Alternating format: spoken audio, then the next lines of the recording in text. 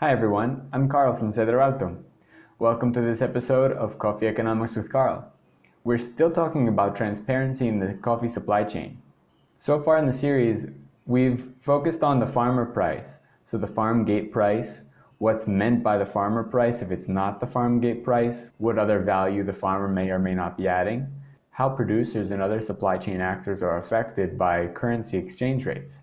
One big piece that we're still missing is how much of the roaster price should the farmer be earning? Another way of putting that would be what portion of the roaster price are supply chain actors other than the producer entitled to? There are many ways of looking at this, and I can't tell you what is the correct number, what is the perfect number. What I am going to try to do in this video is present a few perspectives and ways of looking at the jobs to do in the supply chain so that everyone can make that decision for themselves and interpret their supply chains according to their own values and definitions of how the supply chain actors should be compensated. Jumping right in, let's start with the foundation. We have a producer, we have a consumer, all the way on the other end of the supply chain. A producer is producing coffee, turning it in whatever form they're turning it in. As we saw, there are many options in the last video. A consumer that's purchasing a bag of roasted coffee, a beverage, maybe even a bag of green coffee if they're a home roaster. Everything else in the middle is the supply chain. The consumer is going to be paying a price. A certain amount of that price is going to make its way back to the producer. But this is false. A portion of the consumer price is not making its way back to the producer. This is a push supply chain. Coffee is purchased from producers before we know who the consumer is and how much they're going to pay. So all these transactions along the supply chain are taking place independently based on a certain projection as to what the consumer is going to pay, what costs are going to be incurred in the supply chain, what each entity working in the supply chain needs to earn, and what jobs are going to have to be done. In the supply chain, there are quite a few possible actors. There could be consolidators, like the people in the small towns that are receiving, for example, dry parchment for producers and packing that up into larger marketable container-sized lots. There are exporters, there are importers, there are roasters, of course, there are collectors, so the people that move around the countryside picking up coffee from farmers. There are retailers, restaurants, coffee shops, supermarkets, corner stores, whatever. There are baristas.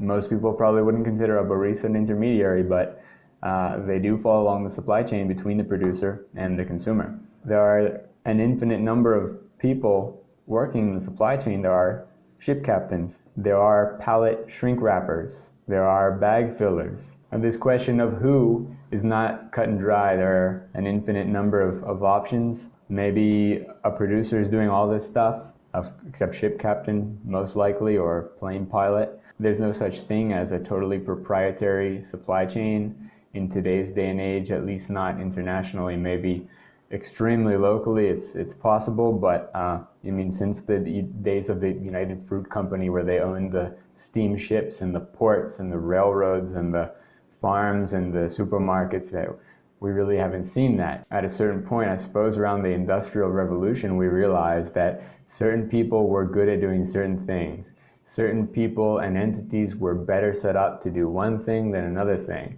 If one person or group of people or company really focuses on doing one thing, they can do it better, cheaper, and more efficiently than others. So there are steamship companies. Coffee exporters are not sending coffee on their own proprietary steamships. Exporters are not owning ports in production countries. Importers are not owning ports in consumption countries. Roasters are normally not owning supermarkets. This division of labor and specialization is a facet of today's modern economy. Possibly more importantly than the names and classifications of these supply chain actors are the jobs that need to be done. If coffee is going to be shipped in a full container load, the most efficient way to ship it, it needs to be consolidated. Unless it's coming from an extremely large farm with its own dry mill, coffee is going to need to be milled. In most supply chains, the quality is going to need to be discovered. Someone has to do that. Someone has to roast, grind, cup, record results. I could get into what exactly is meant by paperwork, but that's extremely dry and complex. But suffice to say, there's a lot of paperwork that needs to be done. Someone needs to do it. Someone needs to put up the money. If a farmer isn't willing to part with their coffee, either at the farm or at a town nearby, and a roaster isn't willing to pay for coffee before it's arrived to their roastery, much less being in another country, someone needs to put up the cash. Similarly, if neither a producer nor a consumer is willing to accept the risk that anything were to go wrong or be delayed in the supply chain between the farm gate and the consumption location, someone needs to assume the risk. Of course, someone needs to roast green coffee into the finished product that we can consume. Roasting is a value-added process. It's also a transformation process. A lot of times these two terms are confused because consolidating paperwork, quality discovery, risk assumption, while they don't change the form of product, they do add value. This is not in any way an exhaustive list. These are just some examples of the different jobs that need to be done in a supply chain. If a supply chain can't work and we cannot get to this prepare and serve step where somebody pays for coffee, then the supply chain doesn't work. We can't say growing and roasting coffee are the most important steps, because if no one were driving the ship, then the coffee wouldn't get to the place where it's being roasted. We often hear war cries that intermediaries are absorbing more of the finished product value than they deserve, that we should cut out intermediaries, that we should leapfrog these intermediaries, that they aren't doing anything, they're making more money than they should be. So the term direct trade comes up from time to time. Like I mentioned, all supply chains work differently. Maybe the collector, consolidator, and exporter are the same entity. Maybe the producer is sending full containers and is also acting as the importer. Maybe the export and importer are the same. Maybe the retailer and roaster are the same. There are so many different configurations. It could be argued that who is actually doing these jobs is secondarily important to what jobs are being done and the value of that work. When evaluating a supply chain, how much is being earned by intermediaries, connective businesses, actors supporting the effective transportation of coffee from farmer to consumer, one way of interpreting the distribution of resources would be comparing who made money with who did the work. The costs of different supply chains are going to vary significantly based on what kind of work is being done, how much work is being done. If you're working with a supply chain that's willing and able to provide you with transparency information from the farm gate to the roaster's door and ideally beyond, anyone who's involved there and is willing to offer numbers should be able to justify to you why they're making the cut that they are. If you know that your Kenya supply chain involves $1 per pound supply chain cost, or difference between farm gate price and roaster price, but your Nicaragua supply chain involves a $2 supply chain cost between farm gate price and roaster price, an obvious question would be why? What jobs are the supply chain actors performing? How much effort and expense do they require? And why are they worth what they're charging? If you're able to get this information, you can compare one supply chain to another. You can compare who's spending money where. If you're looking at Nicaragua supply chains and you realize one exporter is spending $3 per grain pro bag and another one is spending $10 per grain pro bag, then you've got a problem.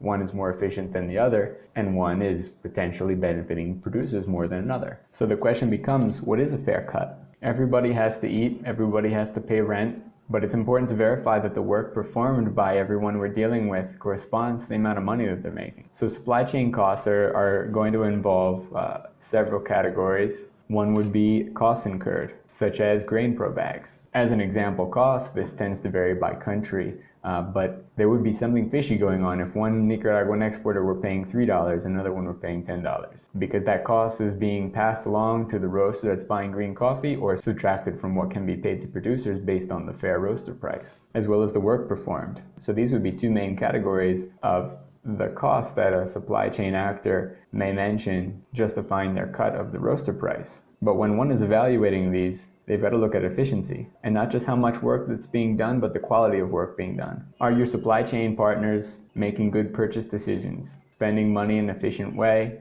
working in an efficient way? Are they doing work that adds value to the product? Another potential category that could include some of the difference between the farmer price and the roaster price is arbitrage, which could be considered an inefficiency.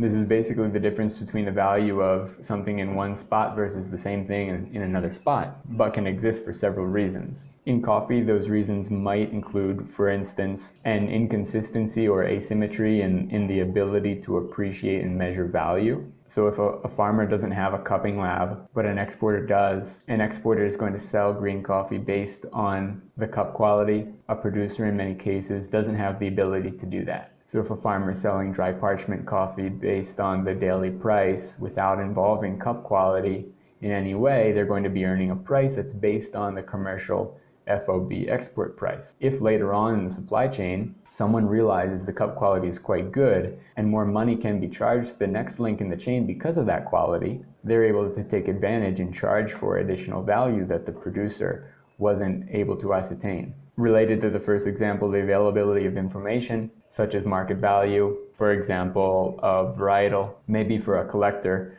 the whiter the parchment, the better. But then for a specialty roaster, sometimes the more yellow-looking parchment can actually be of much higher cup quality, being an indicator of longer fermentation time. Or other intangibles like varietal, story, like this is a farmer from some part of the world that they don't feel like that they're anything special for being from there, but for someone else this is quite exotic. There might be a certain value that could be derived from that intangible value of the coffee that one supply chain actor is aware of, but another supply chain actor is not aware of. Different supply chains are going to have vastly different costs based on the different work that's being done, the different value that's being delivered, as well as the very nature of the supply chain, such as the geography involved. Just a reminder, we're not yet talking about on-farm production costs at all. We're speaking strictly about the supply chain costs after the farm gate, before the point of consumption. A big one is geography, as I mentioned.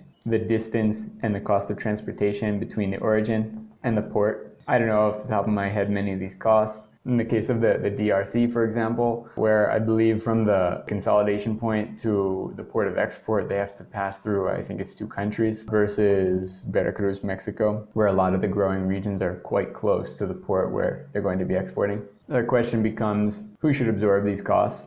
If the value of a DRC coffee is equivalent to the value of a Veracruz, Mexico coffee, theoretically in the market, their value would be the same.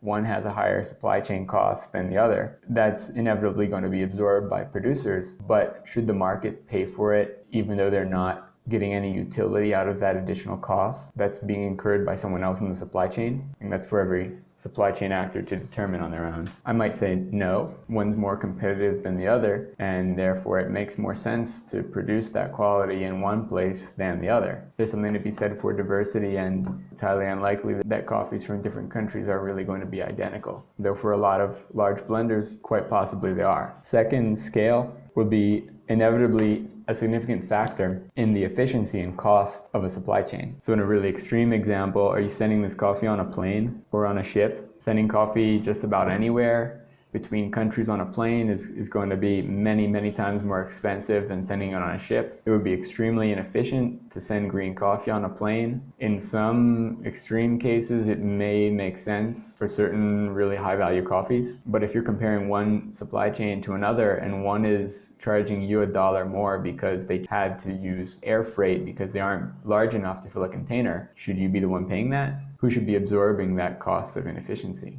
Lot size could have a lot to do with this. The paperwork and administration going into exporting one lot of coffee, whether it's 275 bags or 5 bags, could be quite similar. Exporting one container with 15 different lots in it is going to require quite a lot more paper pushing time than one full container load. This isn't just about exporting. After importing, delivering to roaster, are you sending full pallets or single bags? This can have a significant impact on the final per pound price of green coffee delivered to a roaster. And then the cost of administration is going to vary based on the geographical nature and scale of supply chains, but also based on several other factors, such as the marketing collateral and transparency information offered. It costs money to prepare all this stuff. If you want professional photos of each farm without having to get on a plane and go to the origin country and find all that, somebody has to pay for a photographer to be there. It's going to be much more reasonable for the producer, exporter, co-op to figure that out than someone in another country, but it still has a cost. All of the transparency information has a cost of processing, keeping track of the numbers, preparing reports. So either a roaster pays for that or a farmer pays for that. This would be true of all supply chain costs, by the way. Lot separation, again, all the paperwork and wrangling that has to do with moving 25 different small lots versus one large lot, purging the dry mill equipment, printing all the different names on all the bags, cutting all the stencils of all the names of the farmers that are going on there, all the QC checks, all the samples being sent around, type samples, offer samples, pre-ship samples. This would be standard if you want also pre-mill samples, samples halfway through, putting the lot together, landed samples. Once it's in a warehouse, how often are you pulling and checking samples of what you have there? This is work that has to be done. Someone has to do it. Someone needs to get paid for doing it. Personalized bag art, for example, one of many little jobs that has to be done. Putting a roaster's name on 4 or 5 bags. I wish I could just snap my finger and had everybody's name on every bag, but it's actually quite a lot of coordination and moving pieces to make all this stuff happen. So everyone who's sourcing coffee, who's purchasing green coffee, needs to decide, what do they need? If you don't really need 10 QC checks, logo printed on the bag, if you don't really get any value of having a farmer's name on this 5-bag lot that you're purchasing, and you could just as happily purchase 5 bags of a much larger lot, that would imply a real savings in supply chain costs. However, if these little jobs that we're describing here do add value to your business and your consumers, it should be kept in mind that they all have a cost. So that's it for this episode. We took a look at what are the supply chain costs, how to take a look at your own supply chain and decide what is a fair cut for the supply chain actors and intermediaries, what's a fair producer price based on the roaster price, taking into account all the work that needs to be done and all the costs that need to be incurred in order to get that coffee to you. Next week, we're going to take another step back and look at the production costs for the farmer themselves. If you found this video useful and want to check out the next one, please subscribe here. If you have any questions about the topics described here, or anything in general about coffee economics or the coffee supply chain, feel free to leave it in the comments here and we'll try to get to it in another video. Thanks for watching. Before I sign off here, you all know I represent Cedro Alto. We're a collective of small-scale coffee farmers in Colombia. In addition to making videos, my job is to find homes for all the coffees produced by our 160 members. We run our own export company here. We have spot coffees and more coming on the way pretty soon to North America, UK, Australia, and New Zealand.